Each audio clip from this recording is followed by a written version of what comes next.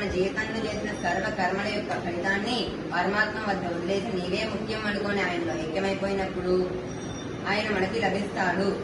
మనం ఆయన్ని అనన్యమైన యోగంతో ధ్యానిస్తూ ఉపాదిస్తూ ఉంటే దేశామహం సముద్ధర్తం సంసార సాగరాద్భవామి నశరాత్ పార్థమయ్యావేశిత చేతసాం మృత్యుతో కలిసి సాజీవనం చేస్తున్న సంసారం అనే సాగరం నుంచి మనల్ని మోక్షం అనే ఒత్తుకు చేరుస్తాడు. అత చిత్తం సమాధానం